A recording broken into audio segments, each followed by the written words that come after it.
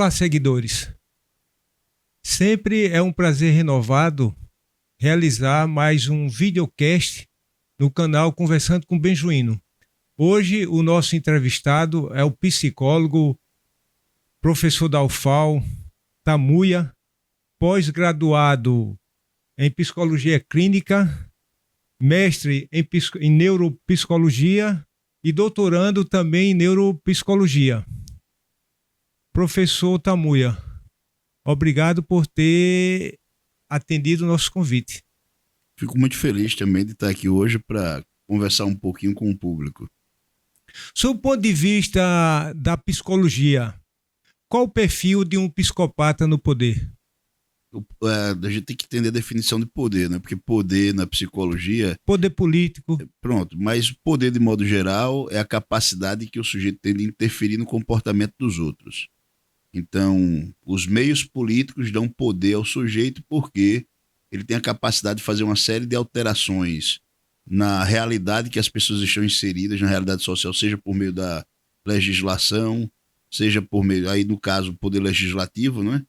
Um político no poder legislativo, seja por meio do poder executivo, né? Por meio dos decretos e das ações que ele executa. Então, uma pessoa que a gente classifica como psicopata é uma pessoa que ela tem uma dificuldade enorme de se colocar no lugar do outro. Então, ele não tem empatia. A empatia ela é prejudicada na maior parte das pessoas que apresentam o que a gente chama de sociopatia. Então, ele visualiza muito a relação de prazer próprio, de satisfação própria, em detrimento dos outros, até porque ele não se coloca, né? Seria mais ou menos o comportamento do predador quando está agarrando a presa. Ele não está preocupado ali com a dor e o sofrimento da presa.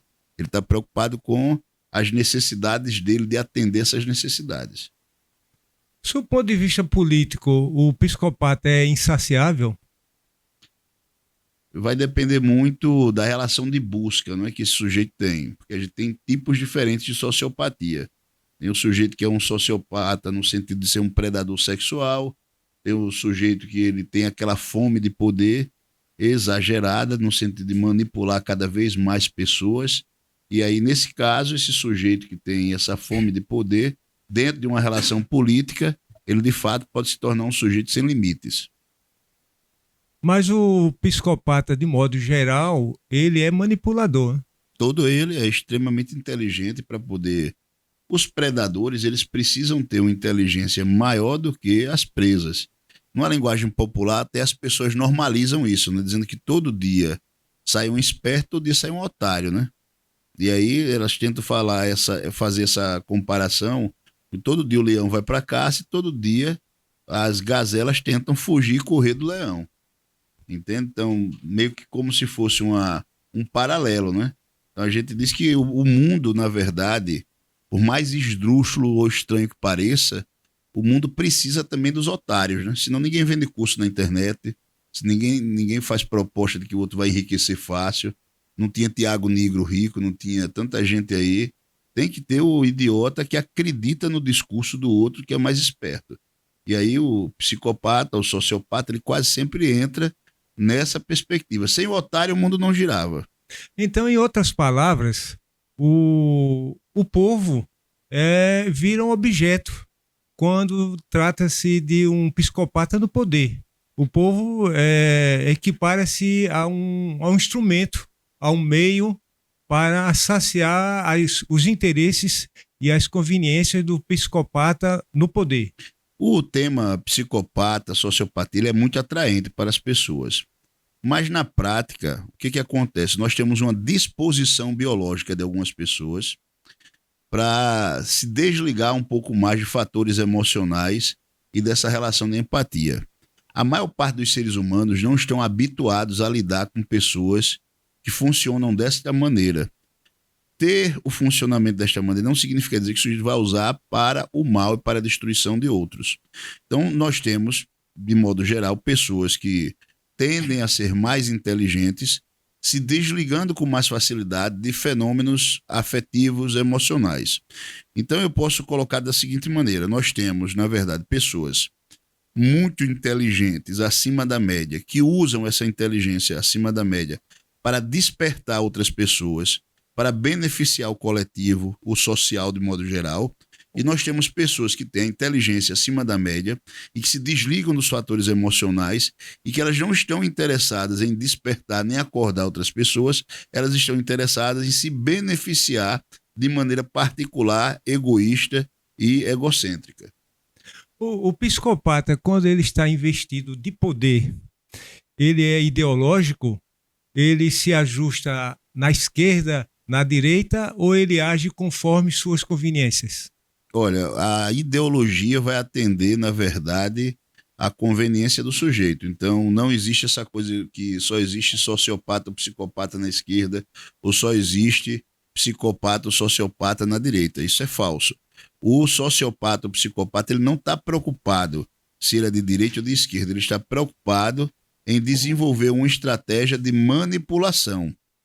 Então, quanto mais ele tem ali a adesão de um público, de pessoas que estão voltadas, né, dentro de um determinado espectro, pode ser político, pode ser religioso, pode ser até dentro do fenômeno de grupos de esporte, de times de futebol.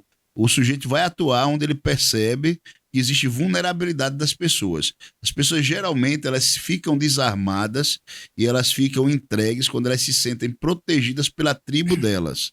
Então, a tribo delas pode ser o time de futebol, pode ser o partido político ideológico que ela está inserida, então ela se desarma, pode ser o sistema religioso delas. Então, quantos pedófilos a gente encontra dentro do sistema religioso? Quantos abusadores de crianças, abusadores de mulheres a gente encontra dentro de um espectro religioso? São muitos. Por que essas pessoas estão naquele ambiente?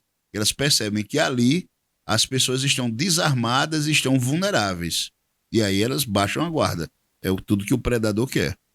A teoria freudiana afirma que a mente humana armazena através do id os instintos mais primitivos. Podemos afirmar que o mundo político é predominado pelo id, que não tem parâmetro ético? Veja bem, o Freud ele não é um teórico da psicologia, ele é um teórico da psicanálise. Aí, muito profissional da psicologia que não se referenda no que a gente chama de psicologia experimental, numa psicologia técnica, não é aprofundado, ele usa a teoria freudiana, que é uma teoria muito mais romântica e muito mais filosófica do que propriamente científica.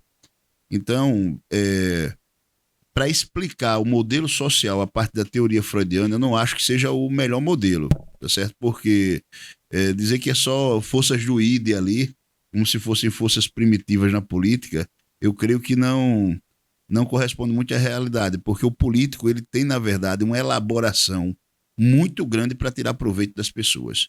O sistema político, é mais racional, é extremamente racional, extremamente elaborado, entendeu? E além de eu achar a teoria freudiana parca, muito pouco elaborada, eu ainda coloco assim, o modelo de Estado, a maneira que o Estado é criado, as pessoas não conseguem sequer distinguir o que é sociedade do que é Estado. A sociedade ela é muito anterior ao Estado, tanto é que nós temos sociedades tribais e inúmeros outros modelos de sociedade que o Estado não era existente.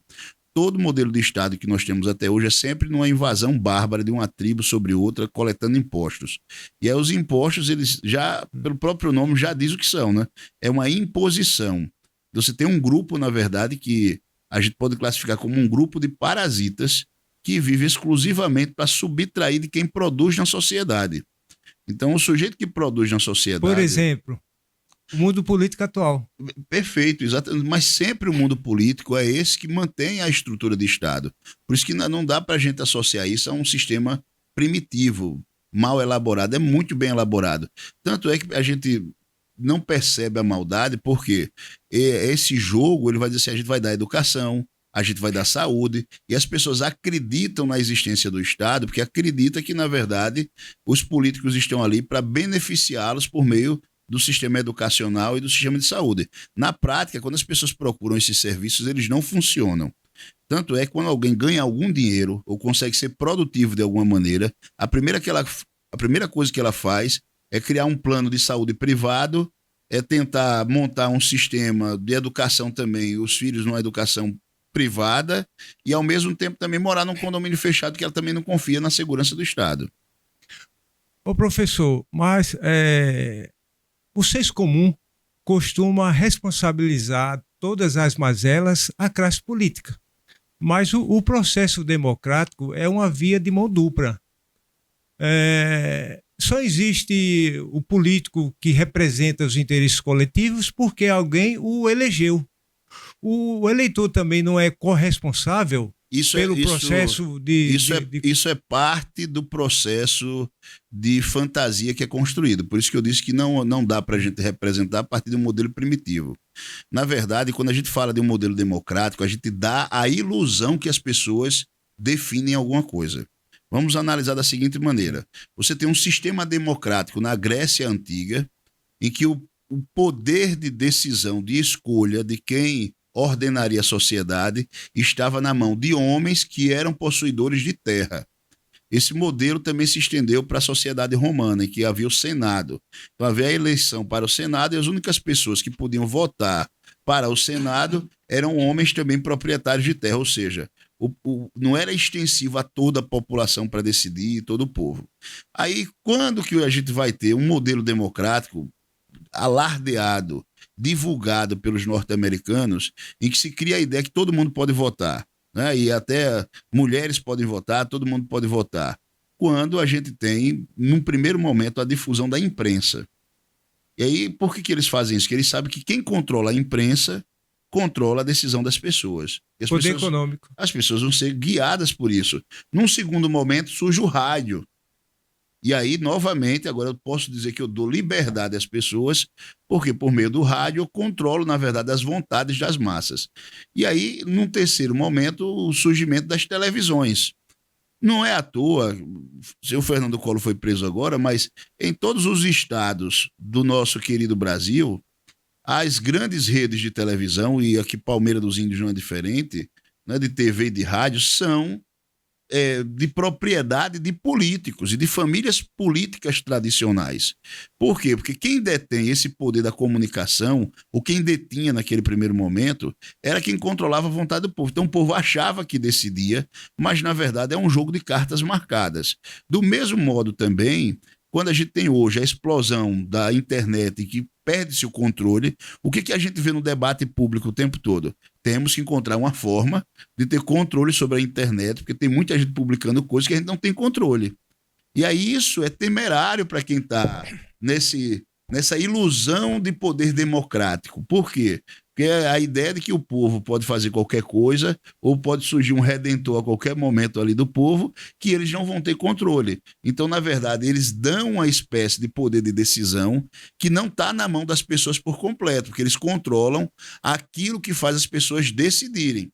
É como, por exemplo, eu sou indígena, mas se eu não controlo a TV que os meus filhos assistem, e se eu não controlo o rádio, as coisas que os meus filhos assistem, eles serão indígenas totalmente contaminados, como cantava o Cazuza, tem TV a cores na taba de um índio, né? Então, no momento que você colocou a TV a cores ali, você colocou uma outra realidade para essas pessoas. Então, veja o que a igreja evangélica faz. Ela proíbe o sujeito de assistir qualquer programa, ele tem que assistir os programas da própria igreja, ele tem que assistir o canal da própria igreja e ouvir o rádio. Exatamente. Mas é isso que o Estado faz. Cerebral? Isso que o Estado faz num planejamento mais amplo e mais macro. Se você falar algo que vai de encontro aos modelos estatais, automaticamente também você não vai ser expressivo. O professor Platão, né, ele viveu antes de Cristo. Isso. E ele é autor da teoria das sombras e das ideias. Inclusive, ele criou aquela alegoria, o mito da caverna. Isso, perfeito. Que um ser humano vivia preso em uma determinada caverna fechada e só tinha contato com a projeção da realidade. Perfeito. Então, ele não tinha consciência da realidade. A população atual, o ser humano contemporâneo, ele ainda vive na caverna? Com certeza. Com certeza. Ele está totalmente mergulhado na caverna. Vive no mundo das sombras? Sim. Eu não sou platônico, eu sou aristotélico, né? De todo cientista que entende um pouco de filosofia vai saber que ele é aristotélico. Qual é a diferença? É que Aristóteles, ele parte do pressuposto, Platão parte do pressuposto que existe um lugar em que todas as coisas são de fato, que é o mundo das essências, né? Seria o mundo das ideias, e que as coisas são reais e elas são completas em si. Depois Santo Agostinho pega esse modelo e adota como se fosse, digamos assim, a ideia do céu cristão. Né? Então, tudo já é, não se altera, não se transforma, e as pessoas que são, digamos assim, mais capazes de refletir, de analisar, outras por meio da conversão religiosa, conseguiriam atingir esse plano, de perceber a realidade tal como ela é, ou seja, enxergar que existe um mundo de sombras, de fantasias, e que existe um outro plano. Aristóteles vem com uma proposta diferente, ele vai dizer que não existe um outro plano, uma outra realidade além desta daqui. E que a ideia de perfeição não é um elemento pronto que está lá, mas é o hábito que você estabelece todos os dias. Como não tem um elemento pronto para você chegar, então a sua doação, o que você melhora no seu cotidiano, isso já pode ser chamado de perfeito. Então é um outro modelo, na verdade, de percepção da realidade. Então o que eu diria? A existência por si só, ela traz problemas. E o ser humano, ele é um economista nato. O que ele quer? Ele quer o máximo de prazer. Todo ser humano, da criancinha ao mais velho, ele quer o máximo de prazer, o máximo de recursos com o mínimo de esforço. E aí ele faz de tudo para poder conseguir dessa maneira. Ele acredita em políticos, ele acredita em plano de saúde, ele em qualquer proposta que se lance, que vai ser mais confortável para ele, o ser humano abraça. Na prática, todos nós vamos envelhecer, alguns até nem vão ter o privilégio de envelhecer, vamos morrer, a vida é uma luta constante, mas a gente não quer aceitar isso, a gente quer relaxar, e a gente elege pessoas acreditando que essas pessoas irão se doar pelo bem comum. Na prática, isso é extremamente difícil, mas aí as pessoas não querem ter o hábito da vigilância.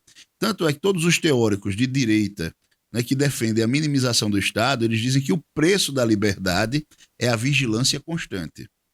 Porque no momento que você deixa de vigiar ou você relaxa, você está entregando o poder na mão de outro, e o outro ele sempre vai jogar a favor dele, não a favor de você.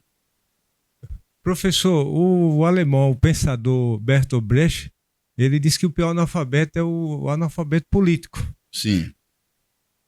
Nós vivemos em uma sociedade que a informação ela é posta em tempo real, né? E o ser humano hoje ele tem a oportunidade de interagir, né? Mas veja, nem toda informação é posta em tempo real. Mesmo, veja a guerra da Rússia e da Ucrânia. O que era que chegava pra gente? Que a Rússia está falida, que a Rússia vai perder a guerra dentro de pouco tempo, que ela não tem como manter a guerra. Sei que existe a manipulação. Você está entendendo? Mas veja que é uma manipulação extremamente macro também, com informações extremamente pesadas. E aí a gente, às vezes, veja como o ser humano funciona. A gente está num país de maioria cristã. A maior parte das pessoas, por estarem num país de maioria cristã, elas acreditam que o mundo todo funciona dentro desse espectro. Elas não conseguem imaginar que existem culturas diferentes, casamentos diferentes, formas de pensar e de ver a realidade de uma maneira diferente. E isso, por exemplo, o mundo muçulmano, ele todos os dias cresce e cresce mais do que o mundo cristão. E o universo muçulmano, por exemplo, ele pratica a poligamia. E para muita gente que está no universo cristão, quando vê a prática da poligamia, já acha que, pô, que coisa absurda, como é que pode um negócio desse? Como se existisse... Essa é a dificuldade que o ser humano tem de sair da realidade dele, ou seja, naquilo que a gente falava que o psicopata tem, que ele não se coloca no lugar do outro, a gente pode dizer que todo ser humano tem um pouco disso. Ele não consegue com facilidade se colocar no lugar do outro, ele vê a partir da realidade dele e por ser economista, ele quer o quê? Economizar esforço para não perceber as realidades diferentes. O processo de conscientização política, ele requer um olhar clínico e a participação efetiva da vida do país a partir do município. Mas o poder não tem interesse em conscientizar o povo. Porque o que é que você acha que o poder ganharia conscientizando o povo? Um ferrenho adversário. Perfeito. Você iria minimizar as chances de quem controla com mão de ferro o povo de ter esse controle. Então, por que que esse poder político faria isso? Não, não faz, não é interessante para eles dar esclarecimento, dar esse, digamos, esse potencial de visão para as pessoas. Como já ressaltamos, né, há poucos instantes, para o detentor de poder não é interessante um povo questionador, um povo que tem um olhar clínico. Qual a visão da psicologia com relação à política do pão e circo? Ela está totalmente correta. Observe que diante de certos escândalos que poderiam abalar a imagem do poder que está posto, como ele está amarrado com o poder da comunicação, automaticamente se direciona, cria-se outros elementos para poder a população focar, vai se dando destaque a outras coisas. Vamos pensar quando era o presidente anterior, qualquer coisa que era feita era alardeada com um barulho imenso, porque o presidente anterior não foi inteligente o suficiente para pagar os meios de comunicação, como deveria ser pago. E aí, por não fazer isso, não se submeter conforme o que era posto, ele foi, entendeu? Foi feita a propaganda como se ele fosse um filme de terror. Então, trazendo para o aspecto aqui, para essa dimensão do pão e circo, totalmente verdadeiro. O que é que os políticos fazem o tempo todo? Shows, festa, copas de futebol sendo divulgadas em determinados momentos.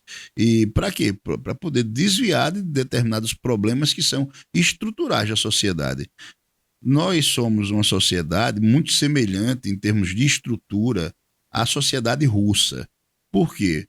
Porque os russos eles têm recursos de gás natural, de petróleo, de ouro, de diamante, reserva de minérios, eles possuem ali ferro, eles possuem tudo que é necessário para sobrevivência de um povo e construção de riquezas.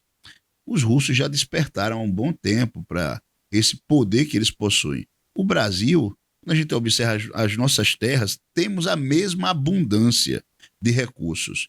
Onde está o problema para que a gente seja de fato um povo desenvolvido e rico?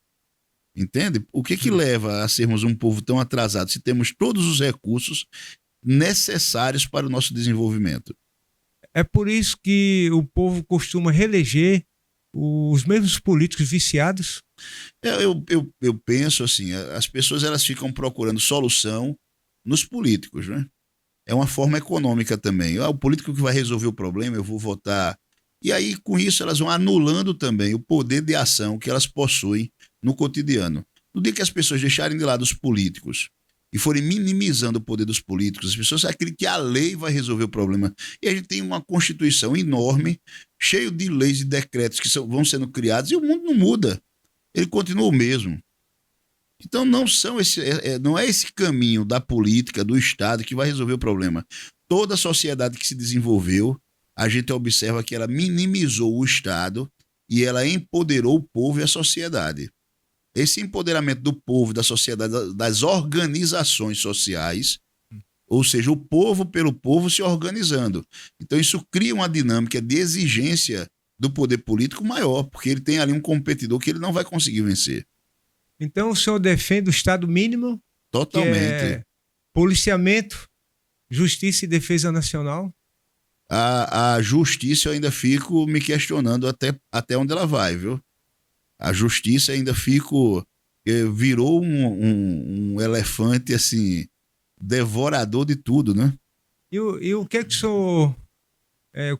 qual a leitura que o senhor faz do pensamento de Rui Barbosa, quando ele afirmou que a pior ditadura é a ditadura da justiça, porque não tem a quem recorrer?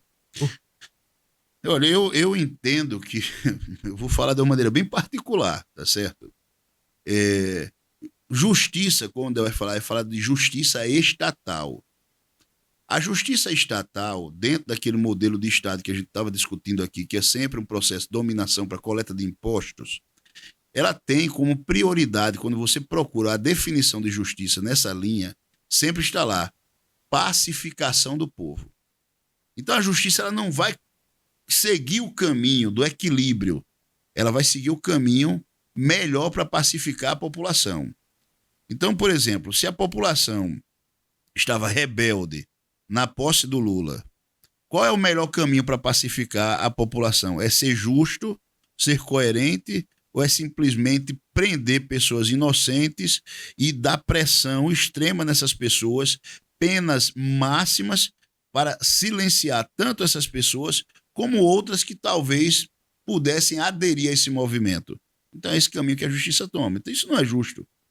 Entende? Criou-se uma ideia desde a Revolução Francesa, acho que até anterior, que só o Estado pode fazer justiça. Só ele é capaz. Então as pessoas falam assim, você vai fazer justiça com as próprias mãos? Como se fosse um crime, não uma coisa absurda, né? Eu particularmente entendo que, se for justo, não importa se é com as próprias mãos ou não importa se é com o Estado. Deveria ser justo. E justiça, para mim, permeia a ideia de equilíbrio. Essa noção de equilíbrio foi perdida há muito tempo. Como é que a gente pode falar hoje de um equilíbrio do judiciário hoje aqui, se os próprios juízes, o Supremo Tribunal, ele não cumpre o que a legislação determina? Como é que você prende pessoas e sequer as pessoas têm direito a acesso ao inquérito?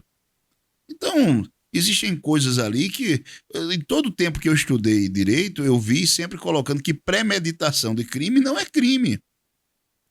E aí a gente viu um barulho danado em cima do Bolsonaro que ele estava premeditando um crime de lesa pátria, de alguma coisa. Premeditação virou crime desde quando agora? Entende? Então, eu acho estranho, porque se criou agora uma regra de exceção. Então, totalmente correto o que Rui Barbosa diz, né? Agora, eu também discordo, assim, eu acho que o povo pacífico, né, que aceita tudo, é o otário que a gente estava falando anteriormente. É por isso que existem essas pessoas aí que fazem absurdos e se sentem revestidas de poder. Na verdade, todo poder, ele é uma construção social. Se as pessoas puderem enxergar como as coisas funcionam de fato, elas desconstruiriam isso também. Ele não pode ser formado de forma unitária, né? Não pode. Unilateral, nunca, né? Nunca. Eu diria isso, não. De forma unilateral, pode sim. Se eu tô com a arma na mão e você não tá, que poder de decisão você tem? Entendeu? Daí você vai dizer, não, mas eu discordo disso, eu atiro na sua cabeça. Entende? Se só eu tenho armas, você não tem. E é por isso que todo Estado opressor, ele desarma a população. O senhor concorda que o judiciário sofreu um processo de politização? Totalmente. Totalmente. O judiciário de hoje, lógico, salvo a atuação de inúmeros juízes coerentes, corretos, mas estou falando na esfera superior do judiciário, ele não merece ser respeitado mais. Nem ele e nem os senadores que foram eleitos para fiscalizar esse poder. Diga-se de passagem. Que tem o poder legal de fiscalizar. Eu assisti as Supremo. pessoas dizendo bem assim, na época do Bolsonaro, os três poderes viviam brigando. Quem falava isso uma pessoa com um déficit incrível de inteligência. Que a melhor coisa para o povo é quando esses poderes não estão em acordo. É horrível para o povo quando esses poderes negociam entre si, porque o povo vai ser explorado de uma maneira drástica. Então, eu não estou aqui fazendo proselitismo, defesa de Bolsonaro, mas estou dizendo que quando esses três poderes brigam, todos eles querem beneficiar o povo, para poder ter o povo do seu lado.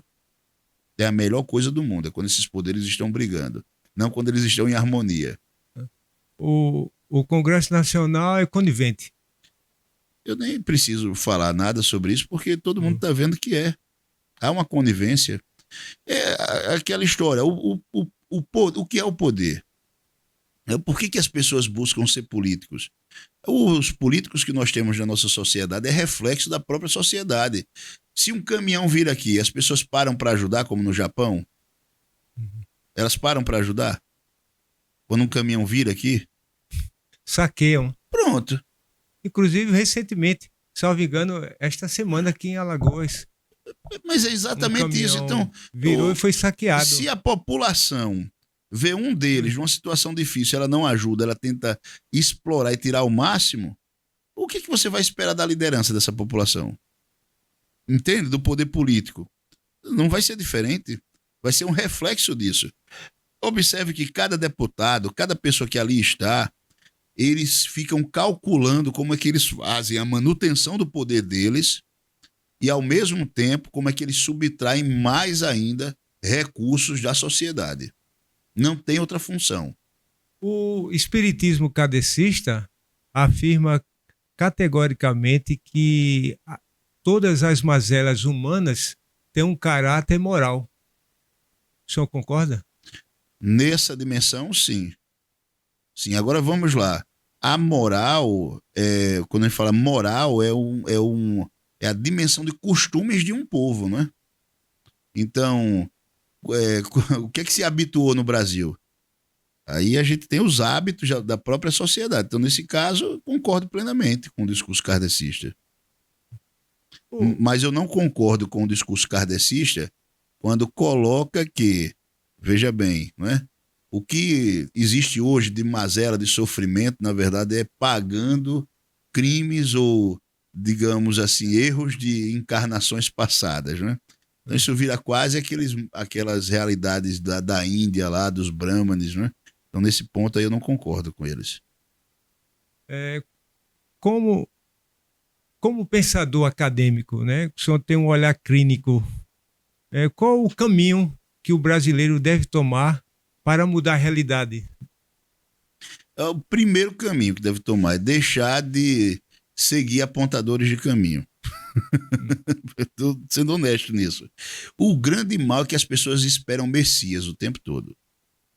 As pessoas esperam salvadores. Lideranças existem, pessoas com capacidade de liderança existem, elas surgem o tempo todo. Mas o mundo só muda quando as pessoas assumem a autorresponsabilidade. As pessoas começam a entender que elas são responsáveis pela própria segurança, responsáveis pela manutenção da saúde, pelos cuidados, pela organização.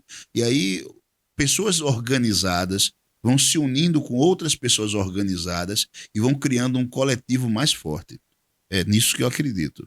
Agora, quando a gente fala assim de salvadores, de apontar um caminho milagroso, essa coisa, eu particularmente, eu não sou o cara que acredito nessas mudanças macro. Eu sou o cara que acredito que as mazelas e os problemas da humanidade sempre vão existir, em qualquer lugar, aqui na Europa. Então, a única coisa que a gente tem diferente são núcleos e grupos de pessoas que se organizam e se mantêm organizadas. Então, por exemplo, um sujeito que não abre mão de prestar uma boa educação à família dele, de fortalecer as bases de uma família, de estruturar bem isso, esse sujeito vai colher os frutos disso aí. Por mais que o Estado e outras coisas impactem sobre ele, ele vai ter meios de se defender e de se organizar contra essas estruturas que aí estão postas. Lógico que, às vezes, o Estado consegue se organizar numa força muito maior a ponto de eliminar essas pessoas. Mas eu ainda acredito que são as organizações micro que são os elementos chaves para a transformação social. Ou seja, antes de eu falar aqui de mudança social gigantesca, eu estou convidando as pessoas a forrar a cama. Primeiro forre sua cama. Isso.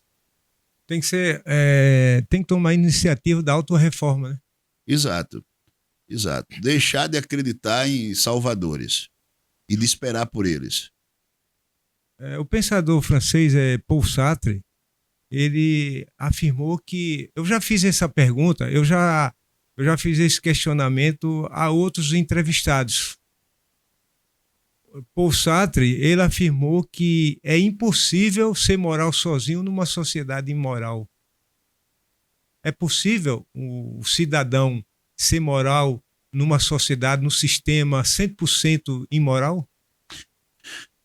Olha, veja bem, Jean Paul Sartre é um existencialista de linha fenomenológica. Um indivíduo adulto, a gente pressupõe que o indivíduo adulto, ele já definiu o que é que ele quer para a vida dele e quais são os meios que ele vai se utilizar para a obtenção disso que ele deseja para a vida dele, o indivíduo adulto. O indivíduo em formação, aí ele tem outro espectro de funcionamento. Então, eu diria o seguinte, se o que o Jean Paul Sartre está falando está direcionado aos jovens que ainda não têm clareza do que desejam, nem do que são, nem de que caminho vão seguir, ele está correto. Se ele fala isso para a relação de homens adultos que já deveriam ter uma definição do que são, ele está totalmente errado. Eu lembro muito daquela música Prepare o seu coração para as coisas que eu vou contar. Eu venho lá do sertão Eu venho lá do sertão e aprendi a não reclamar, não é assim? Aprendi a dizer não, ver a morte sem chorar. A morte, o destino tudo, estava fora de lugar, eu vivo para consertar. Então o que é que o cara está dizendo aqui? Meu irmão, não importa, está tudo fora de lugar para mim. Eu me defini que eu vivo para consertar. Eu, Tamuia, tenho um direcionamento para consertar, para favorecer, para beneficiar, para fazer as coisas acontecerem. Eu não vou pautar isso a partir de quem está do meu lado fazendo coisas erradas. Seria o mesmo que eu ter a minha esposa e porque a mulher do meu vizinho trai, a minha esposa também tem que me trair. Entende? Então eu não concordo com isso, porque eu só vou estar com uma esposa que tenha clareza do que ela quer no papel existencial dela. Então eu também só me aproximo de homens que tenham clareza do papel existencial deles. Outro tipo de homem eu não quero proximidade, porque pessoas que concordam com tudo, que não têm inimigos, que são amigos de todos, essas pessoas não prestam para estar perto de mim. Eu mesmo sou odiado por muita gente tem raiva de mim, mas por quê? Porque eu tenho uma linha, eu tenho uma forma de pensar, eu tenho um direcionamento. Basta você ter um time de futebol definido. No momento que você tem um time de futebol definido, você já tem inimigos. Se você tem um sistema religioso definido, você já tem inimigos. Então, quem é que não tem inimigos? As pessoas indefinidas, as pessoas que concordam com tudo e que querem ser boas para todos. Essas pessoas, elas não valem nada. Jacques Rousseau, ele afirmou também que o homem nasce bom e a sociedade o corrompe. O senhor concorda? Totalmente errado. Totalmente errado. Nem na filosofia cristã isso se encaixa, nem na filosofia darwinista, a qual eu trabalho com ela. Então, você partir do pressuposto que a natureza é boa, entendeu? É uma inocência e uma dificuldade intelectual até. Porque a natureza ela não é boa nem má. A natureza ela luta pela sobrevivência o tempo todo. Se a gente vai observar a filosofia cristã, ela está dizendo o tempo todo que dentro do homem existe o pecado, existe o mal. E o que que o ser humano faz? Ele, para se melhorar, ele luta contra esse mal.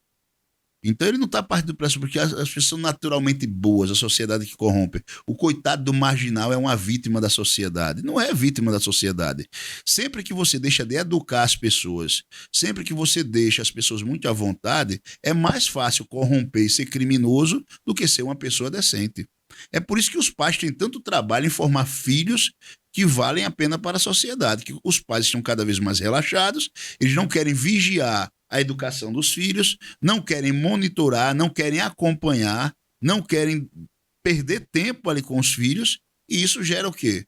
Um bando de pessoas que se justificam por meio de patologias. Ah, não, é TDAH que ele tem. Ah, não, esse tem TOD. Esse tem... E, na verdade, o que, que ele tem na prática? Pais ausentes da sua missão.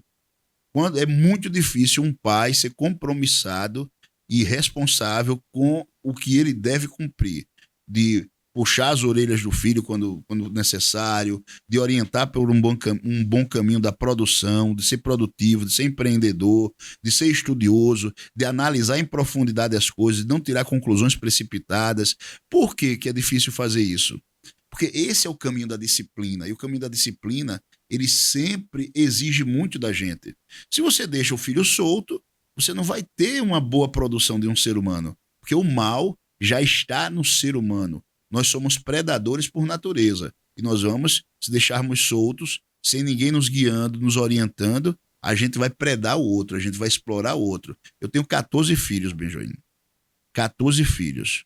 Os mais velhos, se não forem bem orientados, eles exploram os mais novos e mais frágeis, em todos os sentidos. Então, todo sistema de bondade real precisa ser inteligente e produzido por meio da educação. De outra maneira, você não tem uma bondade voluntária. Professor, o comunismo é a última etapa do socialismo e, teoricamente, ele prega, ele defende uma sociedade igualitária, né? A igualdade absoluta em todas as áreas, né? Em todas as áreas humanas.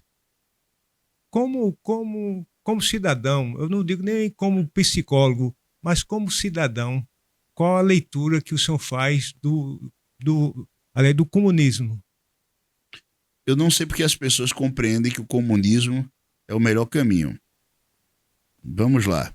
Se eu tenho o Joaquim que trabalha, que se esforça, que se disciplina, e eu tenho o Pedro que não se esforça, não se disciplina e nada faz. Por que o Joaquim e o Pedro merecem receber os mesmos benefícios? Se alguém conseguir me explicar por quê, então eu sou um sujeito que eu defendo de fato a meritocracia.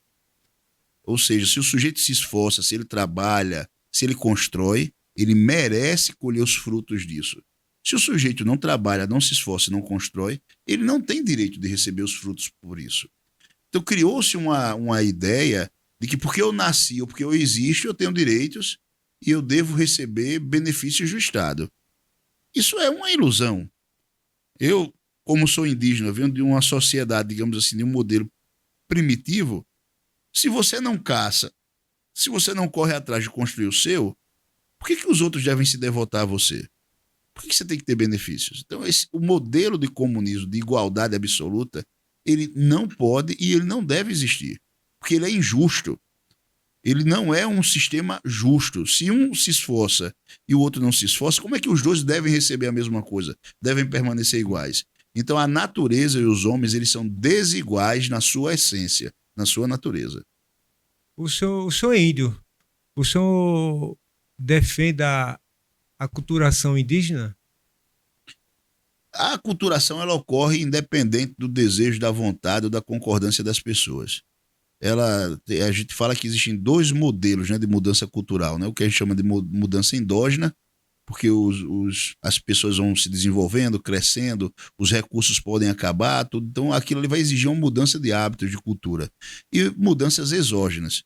O que eu diria? O brasileiro, por si só, ele é vítima desse processo de onde que o rock começou, o rock brasileiro, o hip hop, esses movimentos todos. E hoje, se a gente levanta essa bandeira dizendo que isso não tem nada a ver com a nossa cultura, a gente pode ser apedrejado. Entendo que as pessoas foram manipuladas para gostar de algo que não tem nada a ver com a realidade delas, a realidade histórica delas. Mas, do mesmo modo, o índio está submetido como o brasileiro de modo geral. Ele sofre um processo de aculturação, ele sofre um processo sem ter direito de analisar. Por quê? Ele não é o detentor dos meios de comunicação que controlam, na verdade, o direcionamento do desejo das pessoas. Os jovens hoje não querem se casar. Eles querem apenas ficar. O casamento se tornou uma instituição falida, ultrapassada, descartável? E se a gente acabar com as famílias, a gente vai acabar com a sociedade. Entende? Eu fui professor de comportamento do consumidor durante 8 anos. Todos os estudos estatísticos apontavam que para o consumo aumentar, você tem que trabalhar a individualidade. O que significa isso? Se eu tenho uma família que tem 10 indivíduos e eles permanecem unidos, o consumo, a taxa de consumo individual desses indivíduos é muito baixa. Digamos que eles gastem 10 mil por mês ali, a família toda gasta 10 mil por mês, uma família com 10 indivíduos gasta 10 mil por mês. Se eu separo esses indivíduos e faço com que cada um deles more sozinho, cada um deles vai precisar de pelo menos 3 mil reais para sobreviver, ou seja, eu aumento 3 vezes mais a taxa de consumo. Em alguns casos, eu chego a aumentar 10 vezes mais. Então, como a nossa sociedade é uma sociedade de consumo, todo modelo, digamos assim, de trabalho, ela vai direcionar as pessoas para a individualidade. Então, mais do que é essencial destruir a ideia de famílias, de blocos organizados, né? Então, quanto mais as pessoas tiverem a ideia de que tiverem o próprio apartamento, poder transar com quem quiser, isso leva elas a serem um consumidor burro e elas não enxergam isso. Elas não estão ali sendo livres, elas estão ali, na verdade, sendo pessoas manipuladas para o consumo. Somente isso. A psicologia é compatível com a espiritualidade? Psicologia é uma coisa, ciência, espiritualidade é fé. Qual a diferença de um elemento e do outro? Quando a gente fala de conhecimento técnico, científico, a gente está dizendo que você precisa fazer a demonstração primeiro para que o sujeito possa vir a acreditar. Quando a gente fala de fé, a gente está dizendo que o sujeito ele não precisa de demonstrações, ele não precisa de provas materiais. Ele precisa simplesmente ter a capacidade de se entregar naquele modelo de pensamento. Isso é fé, e isso é o que se chama de espiritualidade também. Então, as pessoas que trabalham com o modelo científico, digamos, seriam muito próximas àquela ideia de São Tomé, né? Eu preciso ver para poder crer. Sócrates afirmou certa vez que o pior dos castigos é a gente ser governado por gente pior do que a gente. O senhor concorda? Concordo plenamente. E basta você negligenciar, né, como o mundo funciona, isso já acontece. Nós brasileiros estamos sendo bem castigados, né? O político excessivamente vaidoso, quando contrariado, é capaz de cometer atrocidade? A vaidade ela é inerente ao ser humano. Mas eu me refiro à vaidade doentia, excessiva. Sim, olha, se o político não tivesse vaidade, ele não era político. A maior parte dos homens que buscam cargos públicos, é como os intelectuais, os cantores, os atores, essas pessoas elas são revestidas de uma vaidade que na maior parte dos casos é uma vaidade doentia.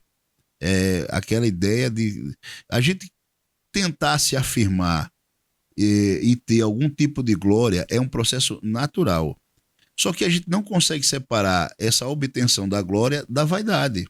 Porque, na verdade, vanitas vanitatum, et omnes vanitas, vaidade das vaidades, eis que tudo é vaidade. Onde eu estou querendo chegar com isso? Você pode ser o sujeito que trabalha e de maneira honesta você obtém méritos e reconhecimento, e você pode ser a pessoa que busca, na verdade, mérito e reconhecimento sem produzir nada de útil para os demais. A diferença é basicamente essa.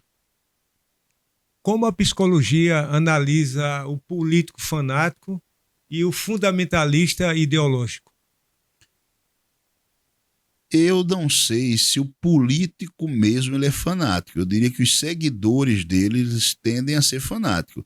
Tudo que o político quer, de verdade, é que os torcedores dele virem torcidas e fiquem fanáticos, né?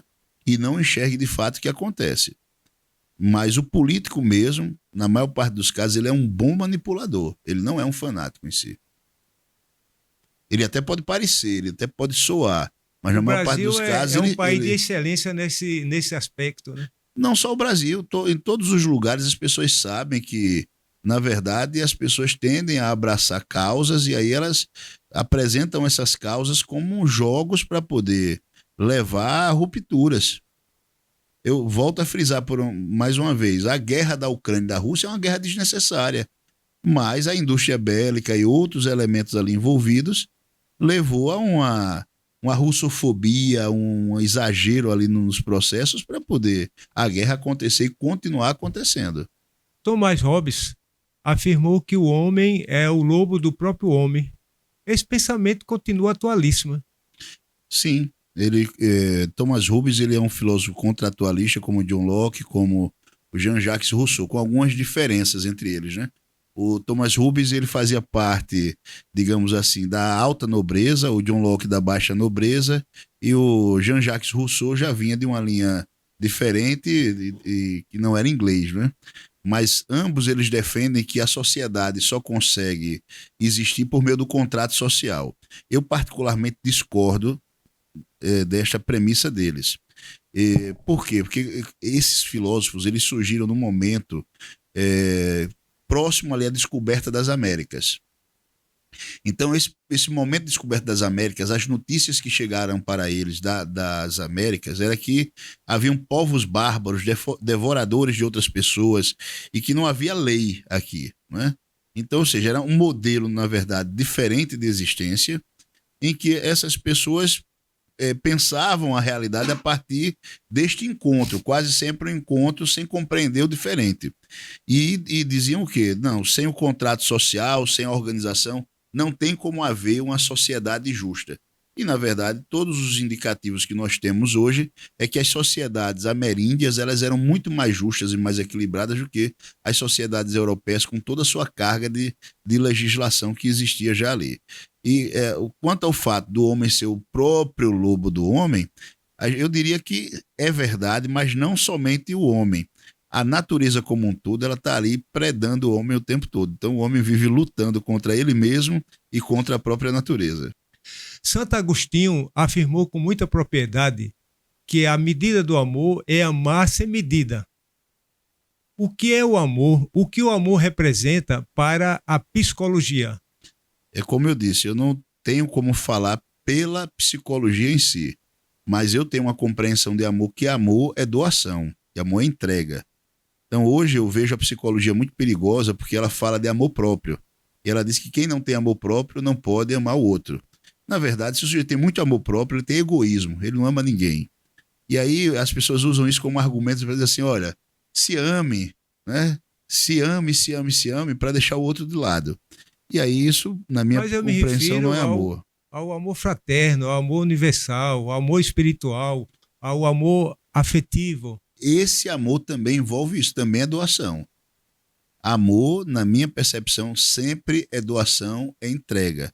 Se eu não sou capaz de compreender que o outro ser humano, ele faz parte da mesma realidade que eu participo, e eu tento construir um mundo que, digamos assim, beneficie de alguma maneira ele também, eu não me dou. Se eu Professor, acredita no amor? acredito totalmente. Se eu não acreditasse, eu não existiria. Né? Não dá para.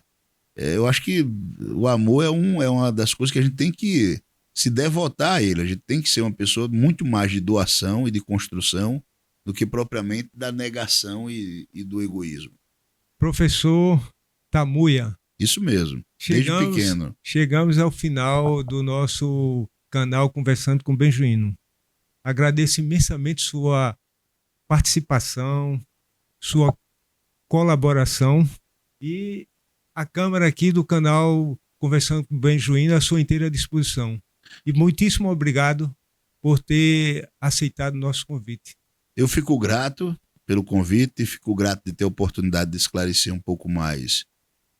Mas não é suficiente simplesmente a gente ver um momento como esse. Eu recomendo sempre a leitura, né?